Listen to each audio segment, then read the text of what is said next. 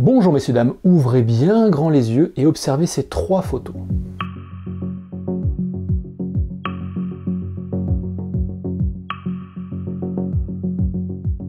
Alors, quel est le premier mot qui vous vient d'instinct comme ça? Eh bien pour ma part, le mot qui me vient c'est affreux.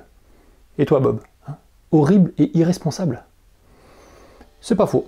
Bon, vous l'aurez compris, ces trois photos c'est n'importe quoi. Aujourd'hui, je vais vous expliquer et vous montrer à quoi doit ressembler une installation parfaite pour votre défibrillateur. Première chose, que doit comporter votre installation? Elle doit comporter un DAE, ça me semble évident, une armoire ou un support, de la signalétique et une étiquette de suivi. Deuxième chose, à quoi sert une armoire? Elle sert à assurer une protection contre les projectiles et les chutes par exemple, assurer une meilleure visibilité, protéger contre les intempéries si l'armoire est en extérieur et être en conformité vis-à-vis de la loi. Maintenant, comment se passe une installation chez Hacker Vaillant?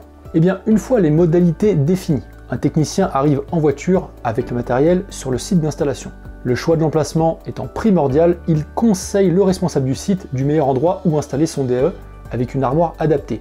Pour l'intérieur, une armoire intérieure ou un support.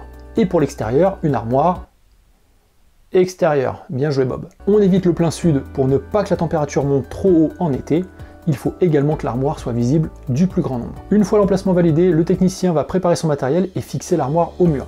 Le bas de l'armoire à environ 1,10 m pour que l'armoire et le DAE soient accessibles aux personnes de petite taille ou aux PMR, personnes à mobilité réduite. Une fois l'armoire posée, il faut mettre la signalétique de site équipé à l'entrée du bâtiment, des flèches directionnelles pour aider à trouver le DAE au plus vite et poser l'étiquette de suivi sur l'armoire.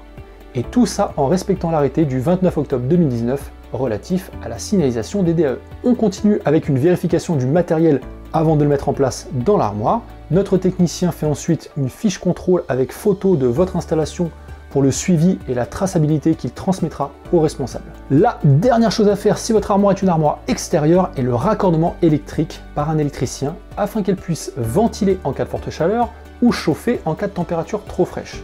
Elle pourra également sonner grâce à son alarme en cas d'ouverture afin de prévenir la population aux alentours. S'ensuit généralement une bonne poignée de main qui vous laisse le temps de vous abonner à la chaîne YouTube, de liker et commenter la vidéo. Et notre technicien va pouvoir repartir sur la route. Il reviendra dans un an pour la maintenance de votre appareil et le contrôle global de votre installation. Bob, pourquoi la capuche là? On est en intérieur? Eh oui, je sais.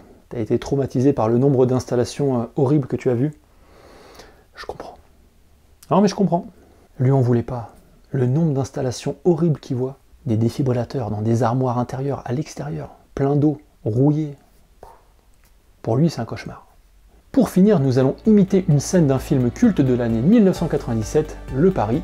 Je vous montre de nouveau quelques photos et vous me dites si c'est bien ou pas bien. C'est parti.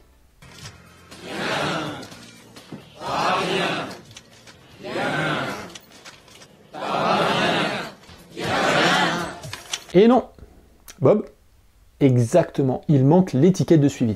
Maintenant que vous savez à quoi ressemble une installation parfaite pour défibrillateur, je vous invite à cliquer sur cette vidéo pour voir si un DAE peut survivre par une température négative.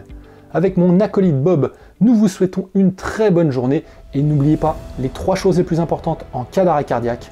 Appeler, masser, défibriller. Ciao!